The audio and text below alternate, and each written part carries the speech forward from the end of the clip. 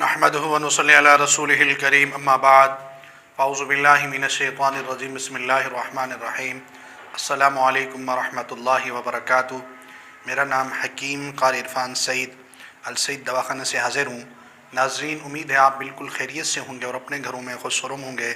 मौज़ू शुरू करने से पहले आप तमाम दोस्तों से मेरी गुजारिश है कि आप मेरे चैनल को सब्सक्राइब करें और साथ बेल आइकन के बटन को दबाएं ताकि आने वाली हर नई वीडियो आप तक बर वक्त पहुँचती रहे। आज का मेरा जो मौज़ू है वो है पेट के कीड़ों के हवाले से। अक्सर बच्चों को पेट के कीड़े होते हैं तो इनकी सेहत नहीं बनती, बल्कि रात को बच्चे रोते भी हैं और खाना बहुत खाते हैं, दूध भी पीते हैं, लेकिन सेहत बिल्कुल नहीं बनती। पेट के कीड़े बहुत नुकसानदेह है और इनका बर वक्त इलाज करना चाहिए।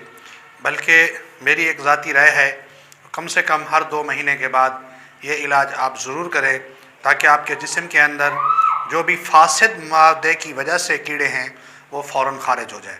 ये बहुत आसान और बहुत कीमती और बहुत सादा इलाज है। आप तमाम दोस्त सिर्फ 3 ग्राम तक सुबह निहार मुँह नमक हो, खुर्दनी, और ये नमक लेकर 3 ग्राम और 1 पाव गाय की दही हो, उसको आपने लस्सी बना के उसमें ये नमक 3 ग्राम डाल देना है। सुबह निहार मुँह सिर्फ़ और सिर्फ 4-5 दिन इस्तेमाल करें। इंशाअल्लाह आपके जिस्म से कीड़े खारिज हो जाएंगे और आपका मैदा साफ़ हो जाएगा।